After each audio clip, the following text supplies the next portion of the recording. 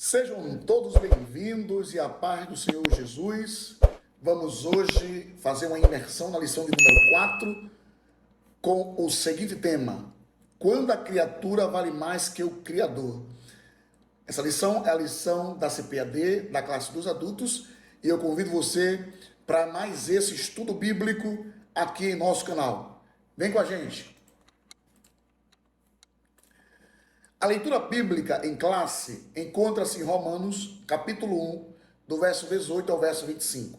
Então, para o vídeo não ficar bem alongado, que hoje temos muito conteúdo para a gente discutir sobre isso, nós vamos passar a leitura, você dá uma pausa e pode acompanhar essa leitura bíblica, tá bom?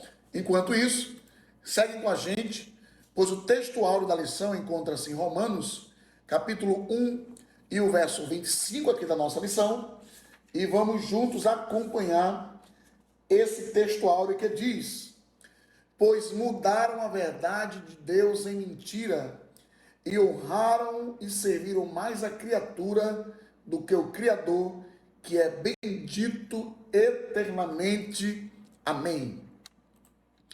A verdade prática diz: a exaltação da criatura acima do Criador é a usurpação da glória divina pela mentira e vaidade humana. Os objetivos da lição visa identificar as consequências da irreligiosidade e culto à criatura, compreender a origem histórica do humanismo e seus desdobramentos em nossa cultura e conhecer os tipos de autoidolatria e as orientações bíblicas para escapar desses males. A palavra que vai circundar todo o nosso comentário desta aula é antropocentrismo, que é uma doutrina filosófica que coloca a figura do ser humano como o centro de tudo, ou o centro do mundo, revelando assim a importância da humanidade em comparação com as demais coisas que compõem o universo. E assim, introduzindo a nossa lição, nós queremos introduzi-la dizendo o seguinte: que a soberba é a insensatez do homem ímpio e o mantém afastado da verdade de Deus. Então a lição de hoje é um alerta acerca do que ocorre quando Deus deixa de ser a medida de todas as coisas. Em Romanos 1:18, nós vamos poder contemplar muito bem essa referência, tá? Essa referência.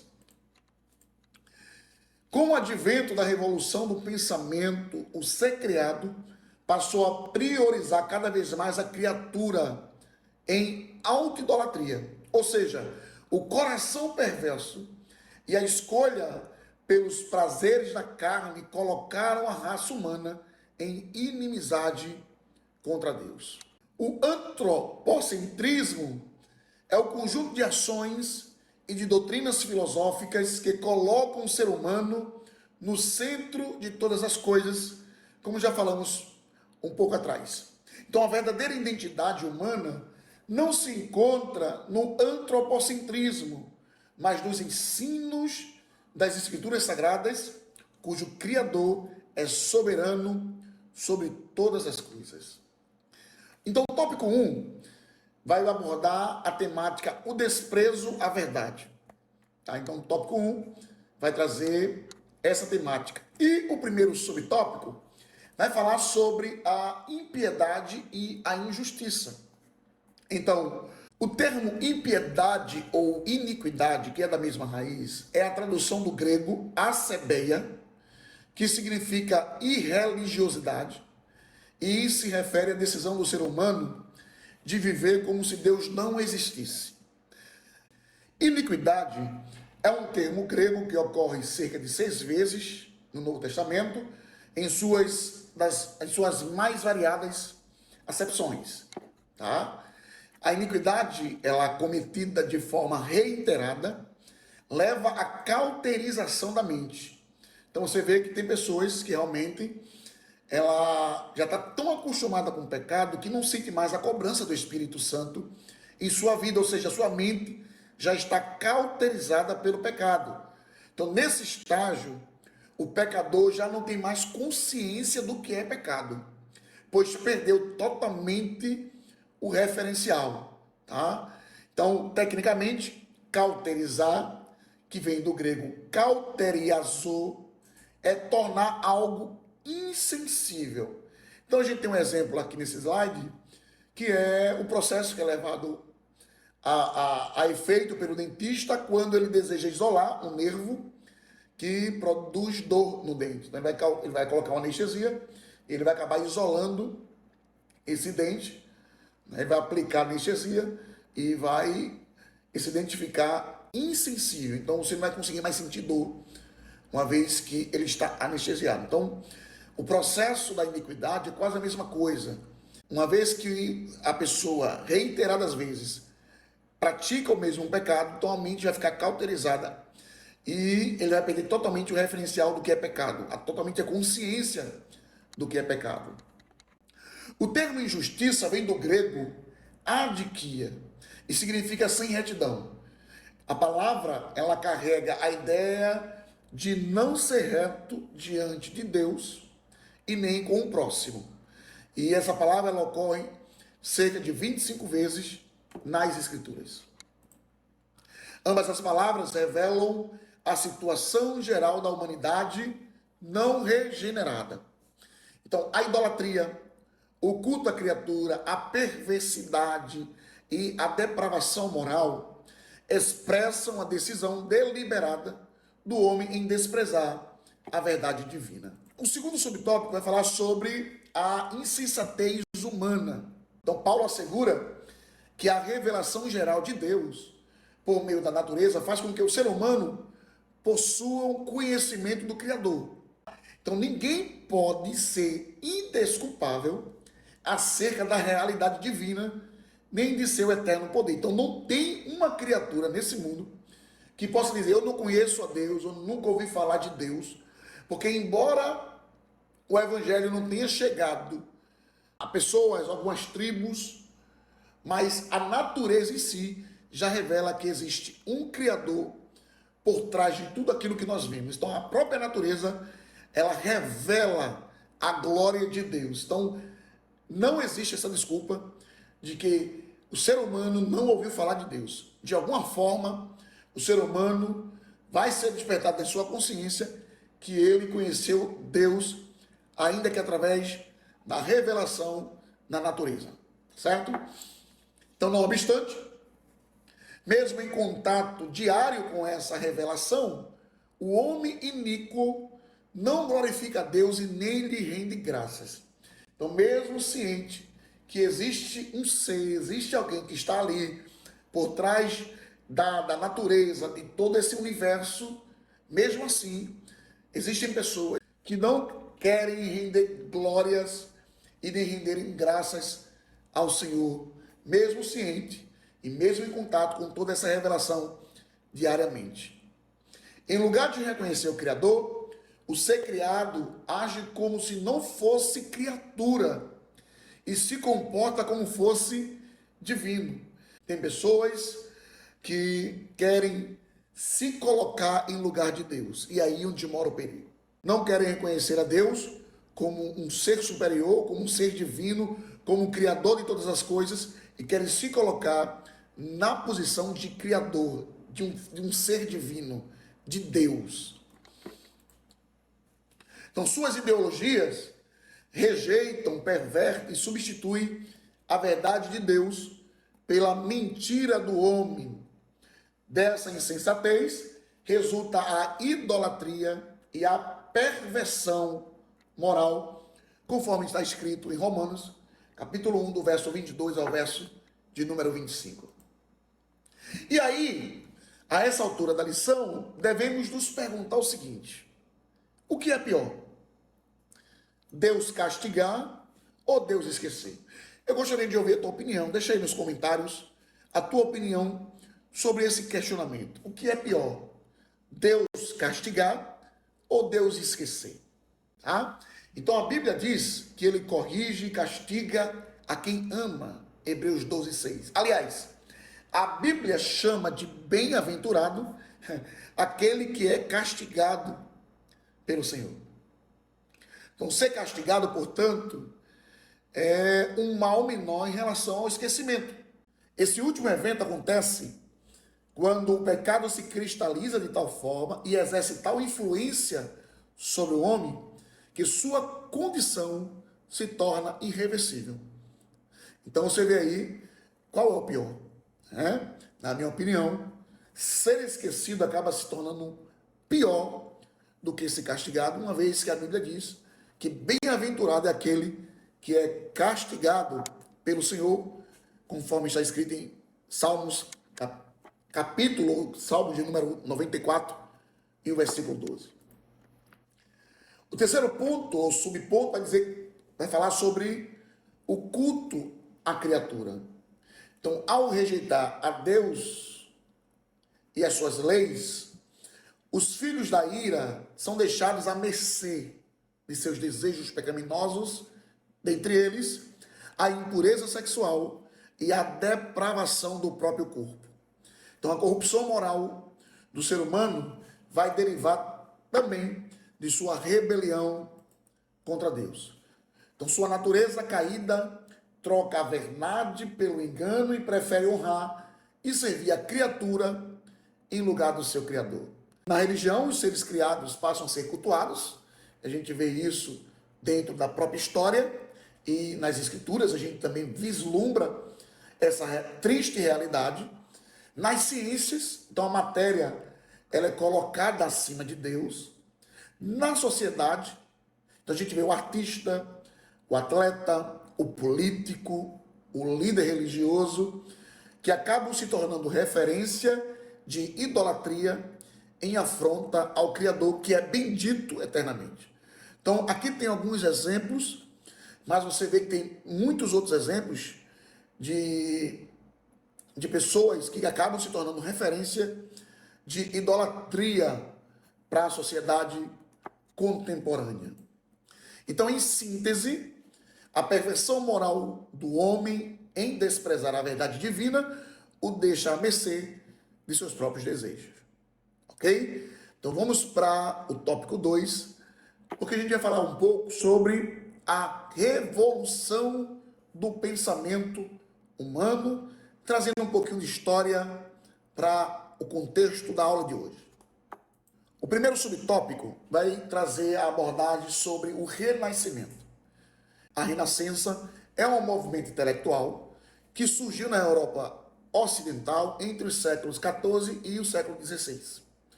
Então, a característica desse movimento foi o seu profundo racionalismo. E tudo devia ter uma explicação racional, pois essa explicação vai proceder da razão. Então, tudo precisava ter uma explicação racional. Então, no início da Idade Média, existia uma visão teocêntrica em que Deus era a medida de todas as coisas. E essa visão acabou sendo mudada por uma concepção. Uma concepção que? Uma concepção antropocêntrica, em que o homem acaba se tornando a única medida de todas as coisas. E com isso, no lugar de ver o mundo a partir da lente do Criador, os homens passaram agora a enxergá-lo a partir da lente da criatura. E aí você vê o racionalismo, por exemplo, o ceticismo, o humanismo, entre outras vertentes que surgem através do Renascimento, da era do Renascimento. Então surge aí a secularização da cultura, a vida social passou a ser espaço para o quê? Para o racionalismo, que na filosofia se trata de qualquer doutrina que privilegia a razão como meio de conhecimento e de explicação da realidade. Desse pensamento, desse movimento, a razão está acima de qualquer coisa. Tudo precisa ser minuciosamente explicado. O ceticismo, na filosofia do ceticismo, se trata da doutrina segundo a qual o espírito humano não pode atingir nenhuma certeza a respeito da verdade. E a gente vê aí que uma vez que o ser humano age dessa forma, ele passa a ter uma vida de incredulidade. Ceticismo é igual a incredulidade. Porque, segundo essa doutrina, o espírito humano não pode atingir nenhuma certeza a respeito da verdade. Então, esse movimento intelectual, artístico, cultural e científico marcou a passagem da Idade Média para a Idade Moderna. Então, os personagens que surgiram, os personagens mais notáveis que surgiram nesse período foram Daniel Alighieri, Leonardo da Vinci, Gil Vicente, Galileu Galilei e Nicolau Maquiavel. Já o segundo subponto vai falar sobre o humanismo. Dentro dessa cultura que estamos falando, da questão do criador ter menos valor do que a criatura. Então, dentro desse segundo subponto, vamos falar um pouquinho sobre o humanismo. Então, a gente percebe que a Itália foi o principal centro humanista no final do século XV. Então, para o movimento humanista, a ética e a moral dependem do homem, não depende de Deus ou de uma lei estabelecida pelo Criador. Assim, a criatura passou a ser a base de todos os valores e não o Criador. Os humanistas destacam a valorização dos direitos do indivíduo, porém, esta não é uma bandeira própria do humanismo. A Bíblia ensina a igualdade entre as raças, classe social e de gênero. Gálatas 3:28 também já traz essa verdade, já pontua isso. Então, Paulo já falava isso desde muito cedo. Gálatas 3:28. Nisto não há judeu nem grego, não há servo nem livre, não há macho nem fêmea, porque todos vós sois um em Cristo. Então, Paulo já falava sobre isso e a Bíblia ensina a igualdade entre raças, entre classe social e de gênero. Não é algo que foi instituído no humanismo. A Bíblia já falava isso desde muito cedo. Então, o terceiro subtópico vai falar sobre o iluminismo e o pós-modernismo. Então, o iluminismo ele surge na Europa entre os séculos 17 e o século 18. Seus adeptos rejeitavam a tradição, buscavam resposta na razão, entendiam que o homem era senhor do seu próprio destino, entendiam que a igreja era uma instituição dispensável. Esse movimento teve as seguintes teorias como característica: razão, século da luz, liberdade individual, avanço científico e limites para o Estado.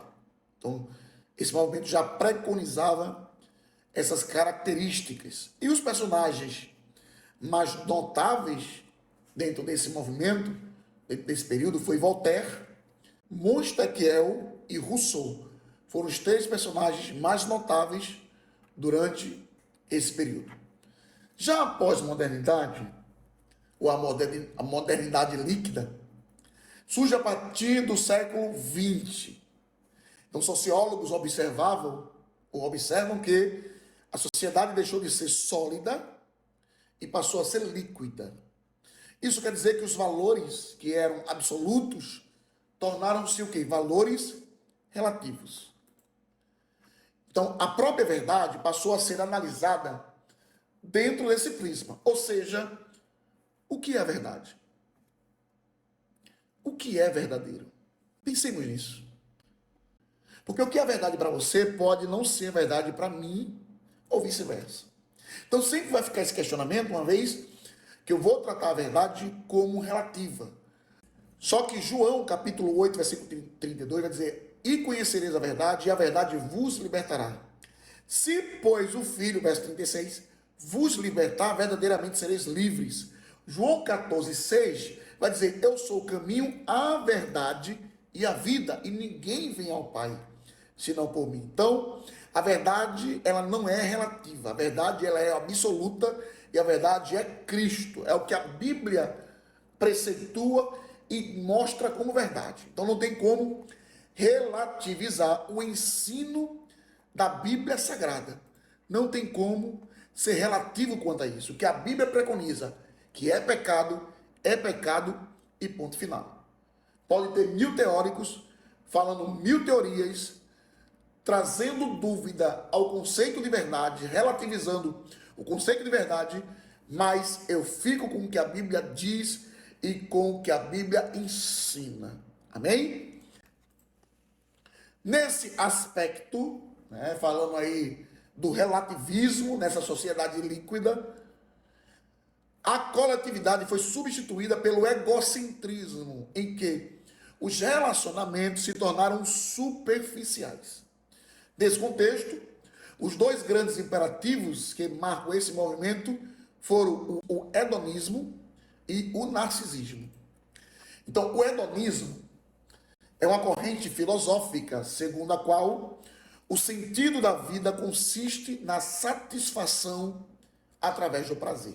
Edonê, uma deusa na mitologia grega, representava o prazer. Filha de Eros e Psique, Edonê era a representação encarnada de uma vida prazerosa.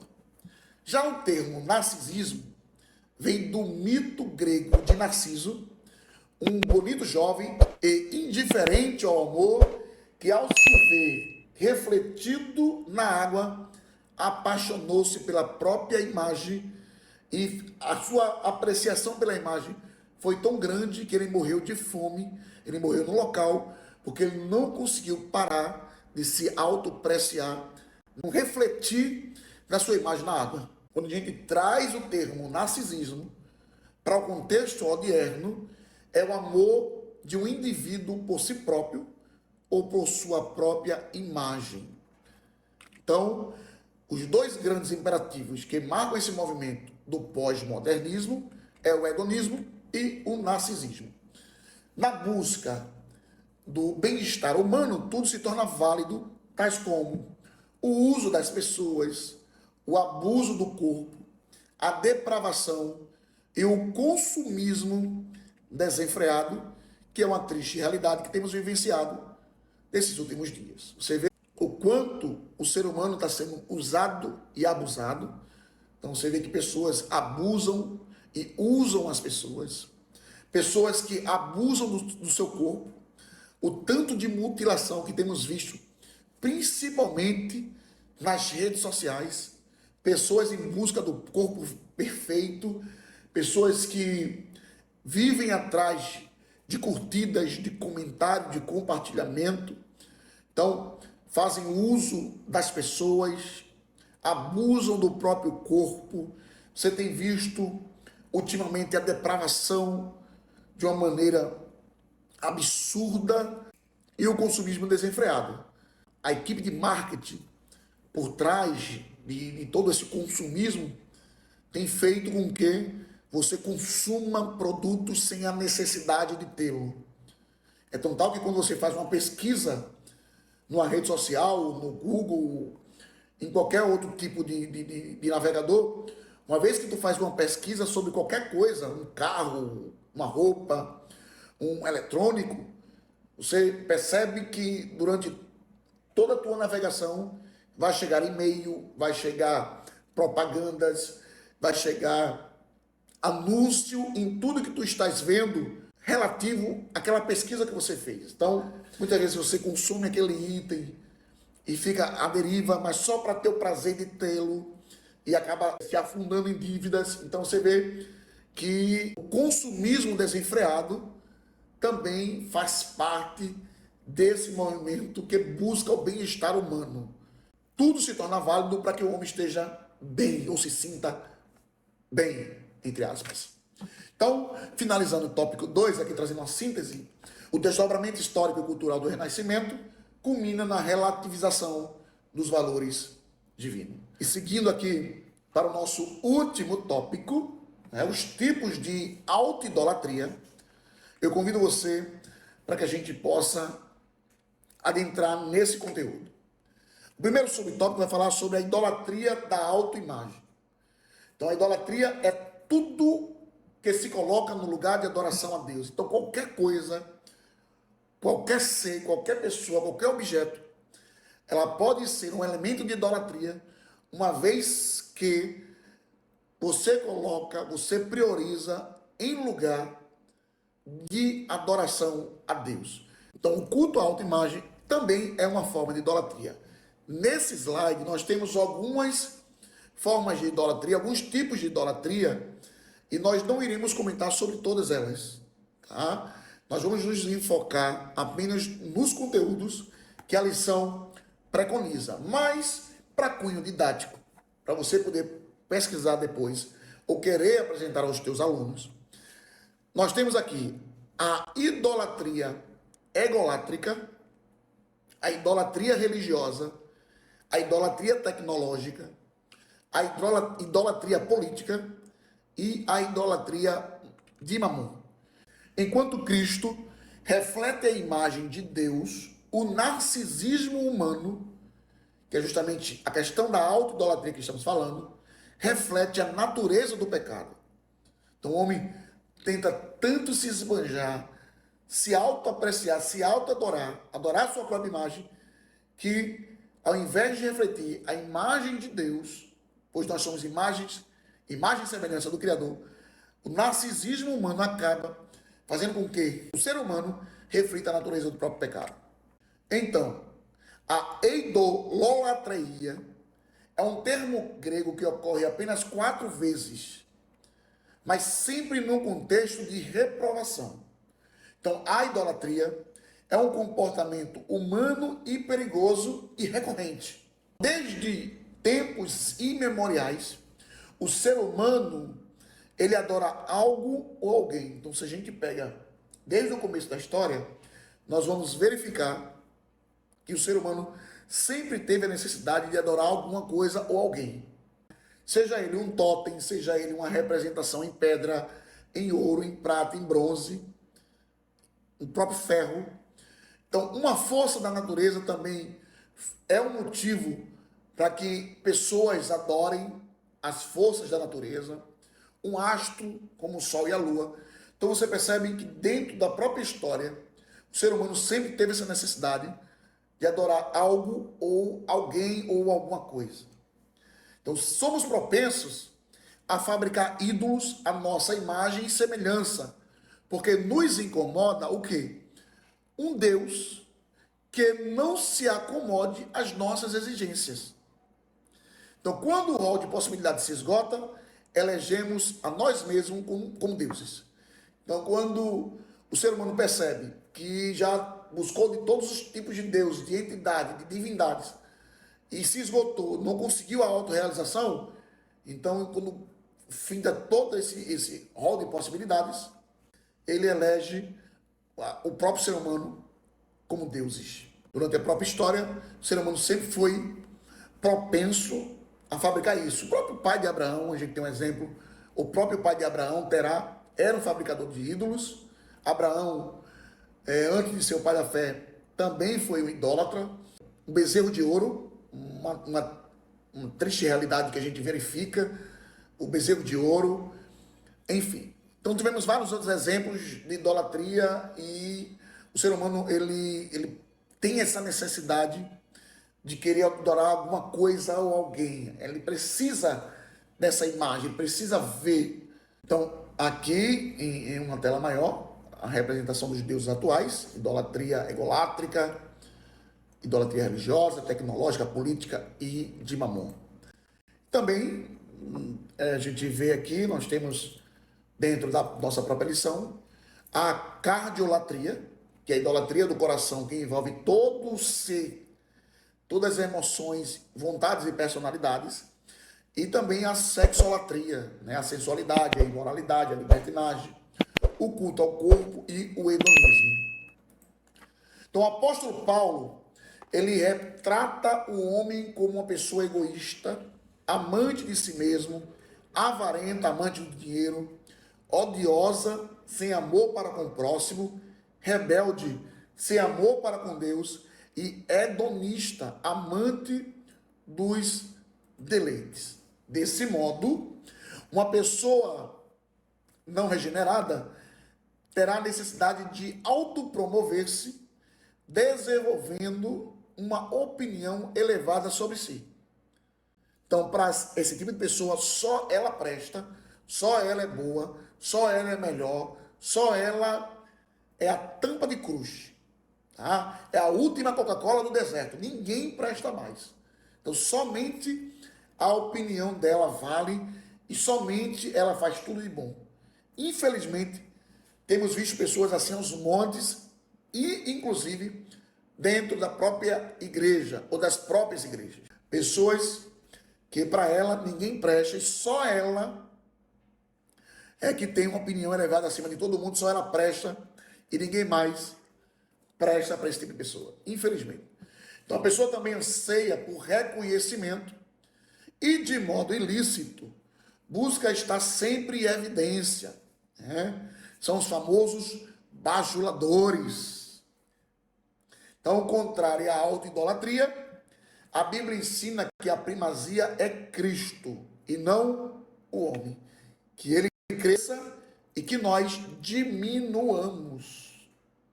É o que está escrito em João 3,30. O segundo subtópico vai falar sobre a idolatria no coração. O coração se refere às emoções, à vontade e ao centro de toda a personalidade. Então, o coração também é descrito como enganoso e perverso, pois do seu interior saem os maus pensamentos, a imoralidade, a avareza, a soberba e a insensatez. Em vista disso, Deus condena a adoração de ídolos no coração. Ezequiel 14:3, por exemplo: Filho do homem, estes homens levantaram os seus ídolos dos seus corações. E aí eu trago uma reflexão sobre essa temática do pastor Daladier Lima, abro aspas, que ele diz o seguinte: um dos grandes perigos de nosso tempo diz respeito à bajulação. Líderes esperam ser bajulados e entram em parafusos quando não são. Outros exigem essa característica de seus subordinados.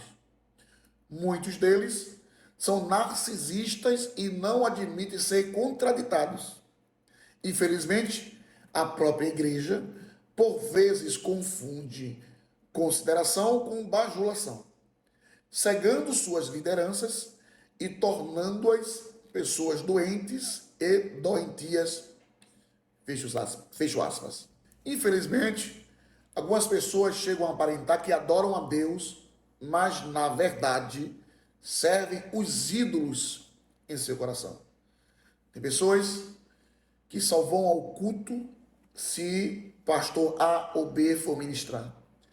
Tem pessoas que só vão participar do culto, só vão assistir um culto, só vão para uma concentração ou qualquer outro tipo de movimento que a igreja desenvolva, se o artista A ou o artista B for cantar. Se não for isso, eles não participam, eles não presenciam e não estão nos cultos. Então, infelizmente, nós temos visto isso dentro das igrejas. Pessoas que, na verdade, aparentam estar adorando a Deus, mas que, na verdade, estão servindo a ídolos nos seus corações. E é preciso ter muito cuidado com tais pessoas.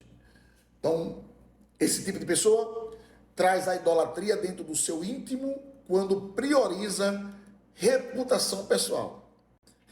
E isso é interessante, porque ultimamente nunca se teve tanta febre de pessoas que vão para as redes sociais, né, em busca de likes, de comentários, de curtida, e estão ali para receberem elogios, e quando não tem curtida fica depressivo, quando não tem a repercussão que gostariam ficam tristes, não querem mais desenvolver a obra de Deus. E eu entendo o seguinte, que tudo é de Deus, a glória é para Deus, a glória é para o nome do Senhor. Uma vez que eu estou me expondo e requerendo das pessoas elogio, então a glória deixou de ser para Deus e passou a ser para mim. Então, esse tipo de pessoa traz a idolatria no seu íntimo quando prioriza a reputação pessoal. Tem pessoas que buscam tanto a reputação própria, que o seu nome tem que estar em evidência, ele tem que estar em evidência, e Deus fica em segundo plano. Então, pessoas como essa buscam o prazer como bem maior, nutrem tendências supersticiosas e possuem excessivo apego aos bens materiais. E quando a gente fala isso, vem uma imensidão de episódios que a gente vislumbra, que a gente vê e que, sabe, passa meio que um filme quando a gente lê isso, porque nós temos visto isso aos montes, principalmente nas redes sociais. Então, ao contrário dessa postura, a fim de não pecar, somos advertidos a guardar a palavra de Deus no coração. Salmo 119. Então, guardei a tua palavra no coração para não pecar contra ti. Como purificará o jovem o seu caminho? Observando a sua palavra. Lâmpada para os meus pés é a tua palavra e luz para o meu caminho. Então, o que devemos guardar no coração é a palavra de Deus para não pecar contra o Senhor e não ídolos. E não buscar o meu bem-estar, a minha reputação, sabe?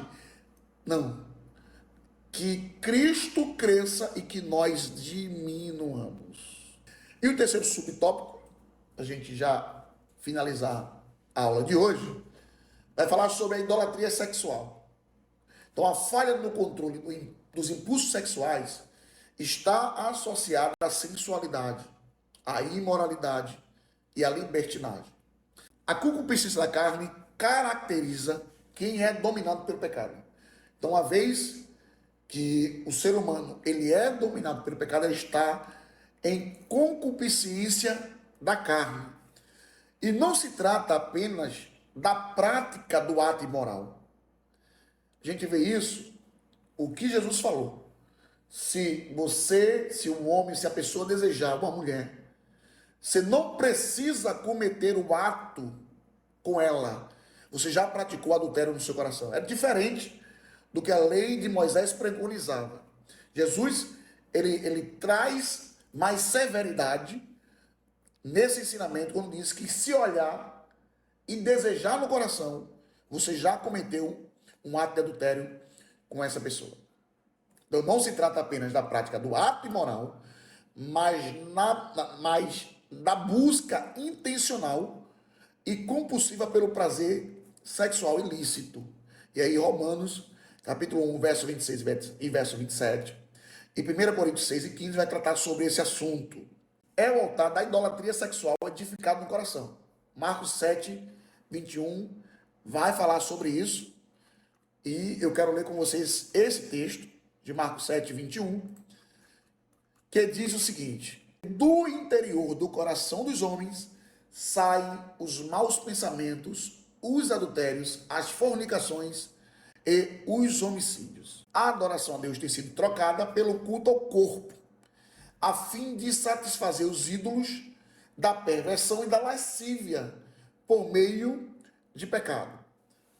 Isso é importante frisar, porque há quem se aproprie disso para dizer que quem faz academia, ou quem pratica o esporte, ou quem busca saúde, né, está cometendo pecado porque é vaidade e tudo mais. Não vamos ser extremistas. Tá? Está falando aqui da adoração que é trocada, adoração a Deus que é trocada pelo culto ao corpo. Tem pessoas que para ter o corpo perfeito, eles abdicam de tudo, inclusive da igreja, dos cultos, em busca do corpo perfeito. Então, tudo aquilo que tira a prioridade, que é Deus da minha vida, acaba se tornando idolatria. Então, a prática de esporte, você ir para uma academia, você fazer uma caminhada, não é pecado, não é errado, uma vez que isso não tire a prioridade de Deus na sua vida. A orientação bíblica para escapar desse mal é a seguinte: Gálatas 5,16. Vivam no Espírito e vocês jamais satisfarão os desejos da carne.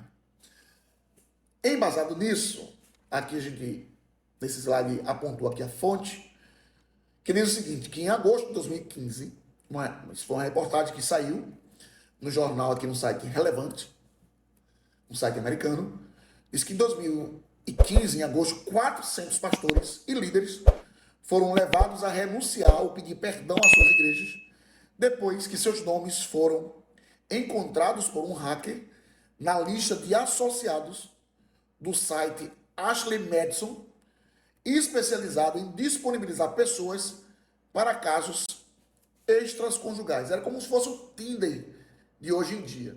Então, esse site, em 2015, esse hacker, melhor dizendo, nesse período, em 2015, encontrou esses nomes e disponibilizou esses nomes desses pastores publicamente.